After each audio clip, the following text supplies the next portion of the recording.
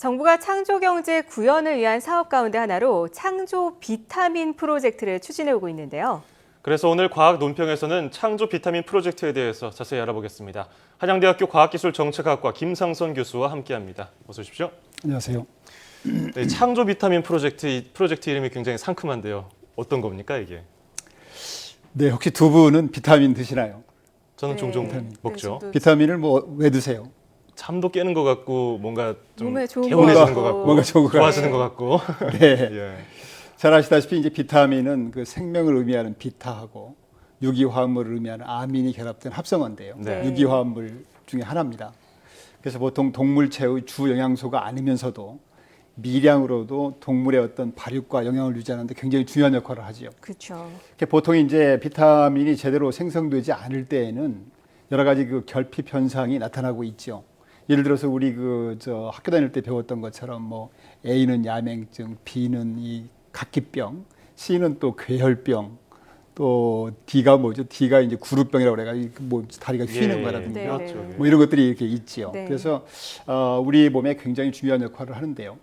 창조 비타민 프로젝트라는 것도 마치 비타민이 우리 몸의 발육과 영양을 유지하는 데 중요한 역할을 담당하는 것처럼 우리가 가지고 있는 과학기술 ICT 그 강점을 이용해 가지고 모든 분야 발전에 비타민으로 이렇게 작동할 수 있게 하자. 그런 취지에서 이제 그렇게 이름을 지었고요. 예. 네. 그러니까 과학기술 ICT를 이용해서 이제 우리 경제 전반에 활력을 높이고 경쟁력을 제고하고 궁극적으로는 국민의 행복에 이바지하기 위해서 지난 2013년 말에 정부가 추진해오고 있습니다. 네, 그렇군요. 정말 말씀하신 대로 더 기대가 되고 이름 때문에 그런지 더 이렇게 상큼하다는 네. 느낌이 드는데 과학기술과 ICT를 창조 비타민으로 이용을 해서 발전시킬 수 있는 사업 어떤 게 있을까요? 그러니까 이제 창조 비타민 프로젝트가 우리 이제 창조 경제 구현을 위해서 하고 있는 사업들이 창조 경제 타운, 창조 경제 혁신 센터, 또 무한 상상시 이런 게 있지 않습니까? 그래서 아마 창조 경제 구현을 위해서 가장 그 기본이 되는 그런 사업이라고 볼 수가 있고요. 네. 이 창조 비타민 사업은 사실 모든 분야에 다 적용할 수 있습니다. 어떤 분야 예외 없이. 그러니까 예를 들어서 이제 농축수산식품. 네네. 그러니까 농림이 영어로 이제 애그리컬처 아닙니까? 그래서 예. 비타민 A. 또 이제 식품 같은 경우는 푸드이기 때문에 비타민 F. 예. 또 뭐 관광 이쪽은 이제 투어리즘에서 이제 비타민 T라든가 이런 예. 식으로 T. 이름을 네. 지었죠. 보건의료는 헬스 이렇게 해가지고. 예. 그래서 미래부에서는 이제 이것들을 크게 3개 그룹 7개 분야로 세분화해서 지금 추진하고 있습니다. 예. 첫 번째 그룹은 창조 비타민 투여로 해서 조기에 성과를 낼 수 있는 분야. 아까 말씀드렸던 그 농축수산식품 분야, 또 관광, 의료, 관광 분야 이런 분야가 이제 첫 번째 그룹이고요. 두 번째 그룹은 현재는 과학기술 ICT 활용도가 낮지만 창조 비타민을 집중 처방함으로 해서 전략 사업화가 필요한 분야. 예를 들어서 이제 보건의료라든가 교육학습, 교육 뭐 비타민 E죠, 에듀케이션 쪽이니까 또 주력 사업, 주력 전통산업 분야라 이런 것들이 이제 두 번째 그룹이고요. 세 번째는 아직까지는 창조 비타민에 사용하지 않지만 신규 처방을 통해서 사회 현안이라든가 각종 문제 해결에 수요가 높은 분야. 예를 들어서 이제 재난안전이라든가 SOC라든가 소상공업, 창업 이런 분야를 선정했습니다. 예. 이제 이게 7개 분야는 그냥 예시적으로 말씀을 드렸습니다만은 아까도 말씀드린 것처럼 이 외에 어떤 분야라도 창조 비타민을 접목해서 한 단계 이렇게 업그레이드 할 수 있는 그 가능성이 있다고 보고 있습니다. 네. 비타민이 몸에서 직접 생성되지 않는 걸로 알고 있어서 먹어야 그렇습니다. 되는 걸로 알고 있는데 그래서 네. 부족한 부분을 뭐 알약 먹듯이 뭐 비타민 E 처방해줘라 이렇게 해주는 것 같은데 이 기존에 있던 뭐 연구개발 프로젝트 같은 게 있었거든요. 그렇다면 네네. 이 창조 비타민 프로젝트랑 다른 점이 뭐가 있을까요? 네, 이게 기존의 연구개발 사업이라는 것은 뭔가 새로운 기술을 개발하지 않습니까? 예. 근데 이 창조 비타민 프로젝트는 기존에 있는 그 연구 성과를 접목해서 부가가치를 높이는 그런 차이점이 있습니다. 그래서 예. 이제 기존의 사업에 비해서 일단 그 R&D 목표 설정도 좀 원활하고요.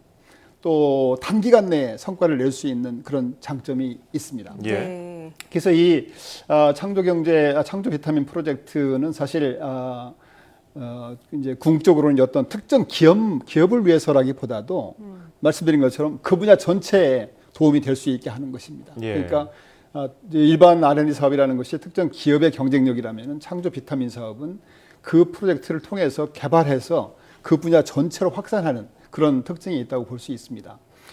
그래서 이제 금년에 지금 저희들이 창조 비타민 프로젝트가 총 44개 과제에 걸쳐 가지고 지금 1,013억 원을 지원하고 있는데요. 한 가지만 예를 들어서 말씀드리면은 RFID라는 게 있지 않습니까? 예. 라디오 프리퀀시 아이덴티피케이션. 요 RFID 기반을 통해서 마약류 의약품 통합 관리를 하는 그런 제도입니다. 예를 들어서 이제 모든 마약류 의약품에다가 RFID를 부착함으로 해서 그 제품이 제조, 수입, 유통, 사용 전 단계에 걸쳐 가지고 실시간 통합 모니터링이 가능한 거죠. 그래서 이 마약류 이런 것들이 오남용하는 것을 미리 막을 수가 있고 또 행정 효율을 높일 수 있는 그런 사업이 되겠습니다. 네, 구체적인 예를 들어주시니까 더 이해가 빠른데요. 네. 이 창조 비타민 프로젝트에 대해서 계속 설명을 해주고 계신데 이 프로젝트를 진행함으로 인해서 추진함으로 인해서 얻게 되는 기대 효과는 어떤 걸 좀 기대해 볼 수 있을까요? 제일 첫 번째가 이제 아까 반복해서 말씀드리지만은 모든 분야에 걸쳐서 우리나라의 경쟁력을 한 단계 끌어올릴 수 있는 그런 장점이 있는 겁니다. 그러니까 이제 저희가 예전에 보면은 개도국들이 빨리 쫓아오지 않습니까? 예. 그래서 우리 예전에 이제 신발이라든가 섬유라든가 고무라든가 완구라든가 이런 것들이 한참 잘 나갔었는데 저임금으로 따라오니까 이걸 맞아요. 이제 그냥 어떻게 버렸어요. 그렇죠. 그 전에 잘 갖고 왔던 어떤 기반이라든가 마케팅 네트워크가 있는데 근데 지금 생각해 보면은 그런 것들이 다 인간 생활에 계속 필요한 것들이잖아요. 이게 버릴 게 아니라 지금으로 말하면은 창조 비타민처럼 과학기술 ICT를 접목해서 한 단계 더 끌어올려서 예. 따라오면 앞으로 가면 될 거 아니겠습니까? 그렇죠. 예, 그런 것들이 좀 저희들이 필요했지 않나 생각이 됩니다. 자, 그리고 뭐 이제 기본적으로 우리가 ICT 기술이 어느 정도 갖춰져서 뭐 인프라가 어느 정도 갖춰졌다 이렇게 얘기를 하고 있는데 그렇죠. 그렇다면 그 분야에도 어느 정도 좀 그렇습니다. 영향을 줄 네. 수 있겠네요. 그래서 이제 저희가 과학기술 ICT가 굉장히 발전돼 있는데 불행하게도 이제 이것이 다른 분야하고 연계 활용하는 것이 좀 미흡했죠. 그래서 이제 창조 비타민 프로젝트를 추진하게 되면은 네. 각 분야 경쟁력을 높일 뿐 아니라 우리가 앞선 강점이 있는 과학기술 ICT 분야를 통해서 네. 다른 분야를 한 단계 끌어올릴 수 있는 그런 장점도 있다고 볼 수가 제대로 있습니다. 써먹을 수 있는 기회가 이번에 온 것 같네요. 그렇습니다. 네. 네. 자, 그렇다면 이 성공적인 이 추진이 되려면 어떤 부분에 좀 더 신경을 써야 될까요? 사실 아직까지 이제 2013년 말에 시작했기 때문에 예. 지금 본격적으로 뭐 사업 성과를 논하기는 좀 시기상조인 감이 있습니다. 네. 근데 앞에서 말씀드린 것처럼 이 창조 비타민 사업이라는 것이 일반 R&D하고 달리 비교적 단기간 내에 기존에 있는 기술을 이용해서 단기간 내에 성과를 내는 사업이기 때문에 이 성과를 구체적으로 내기 위해서 좀 많이 신경을 써야 된다 그런 말씀을 드리고 싶고요. 그러기 위해서는 이제 또 이 사업이 어떤 특정 기업만을 목적으로 하지 않고 그 분야 전체를 끌어올리는 사업이기 때문에 예. 처음에 사업 주제를 선정하고 과제를 정할 때부터 특정 기업이 아닌 앞으로 이걸 개발하게 되면은 그 분야 전체가 한 단계 끌어올릴 수 있다. 그런 사업들을 선정해야 되고 그 선정된 과제를 잘 수행해서 성과가 나오면은 각 분야로 널리 확산시켜야 됩니다. 네네. 그렇게 볼 때는 이제 연구비 측면에서도 어떤 특정 기업만 수혜를 입는 것이 아니라 그 분야 전체가 이렇게 수혜를 입는 거기 때문에 관련 분야의 단체라든가 협회라든가 연구조합이라든가 이런 데가 같이 연구비를 부담을 해서 예. 정부의 어떤 연구비 한정된 여건도 극복을 하고 동시에 뭐 기업도 기여할 수 있는 그런 것들이 되지 않나 생각이 듭니다. 네. 또 이제 과학기술 ICT를 접목하다 보면은 각종 장애가 되는 규제가 생깁니다. 그래서 그런 규제를 동시에 발굴 해소해서 이게 이제 개발이 된 뒤에 규제 때문에 성과가 활용되지 못하는 그런 일이 없도록 해야 될 것으로 생각이 됩니다. 끝으로 이제 정부 R&D 사업이라는 것이 앞에서 말씀드린 것처럼 긴 호흡을 가지고 추진해야 되는 기초 원천 연구도 있고 또 우주라든가 핵융합이라든가 해양이라든가 이런 것처럼 이제 거대 과학도 있고요. 또 공공복지 이런 사업도 있고 이런 여러 영역이 있습니다. 예. 근데 이제 우리 사회에서 왕왕이 어떤 한쪽만이 중요하다. 예를 들어서 뭐 단기간 내에 돈이 되는 연구 그렇죠. 이런 것만을 너무 강조하면 안 된다는 거죠. 네네. 균형 있게 미래를 위한 준비도 하고 또 단기간 내에 중소기업을 돕는다든가 단기 에러를 해소하는 기술도 같이 개발을 해야지 어느 한쪽만 옳다 이런 논리는 굉장히 위험하다고 생각을 하고 있습니다. 네, 잘 알겠습니다.